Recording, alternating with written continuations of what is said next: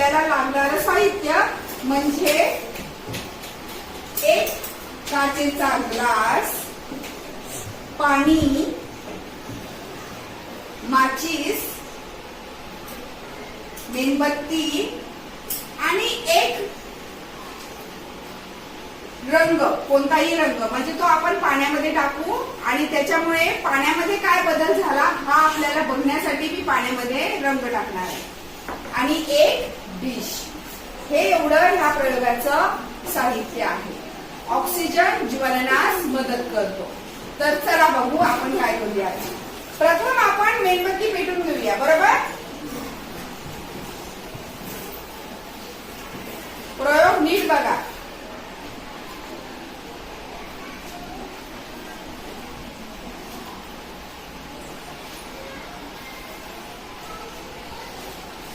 मेणबत्ती पेटलेली आहे, दिसते की नाही सगळ्यांना. आता ही मेणबत्ती आपण इथे चिटकून घेऊया. मग त्याच्यासाठी काय करायचं, ह्या मेणबत्तीचं मेण आधी आपण या डिश मध्ये टाकणार ना, माहितीये ना तुम्हाला. हा, मग तेव्हा ही मेणबत्ती या डिशला अशी चिटकणार आहे, बरोबर. चिटकली की नाही. छान, व्हेरी गुड. आता आपण काय करूया, ह्या डिश मध्ये पाणी टाकूया.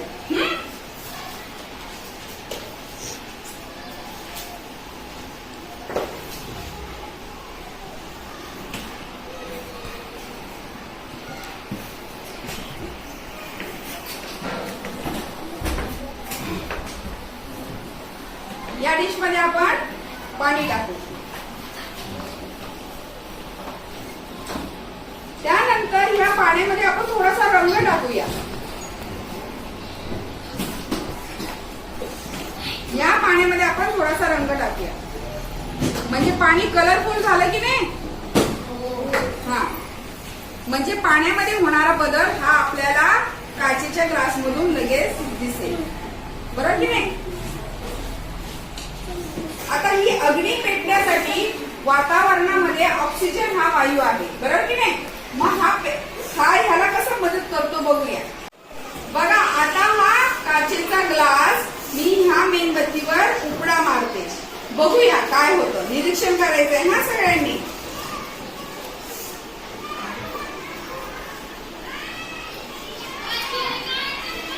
मी हा ग्लास त्या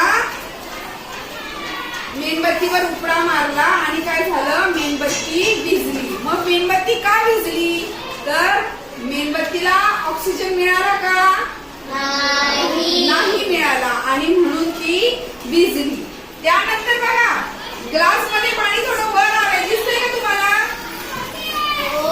बघा बरं, तुम्ही सगळ्यांनी बघा, दिसतंय का.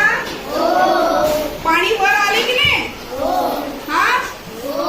हा, म्हणजे जेवढं पाणी वर आलं तेवढं ह्या ग्लास मध्ये काय होता, ऑक्सिजन होता. आलं लक्षात. मी पाण्यामध्ये रंग का टाकला, कारण की तुम्हाला ती लेवल कळायला पाहिजे म्हणून.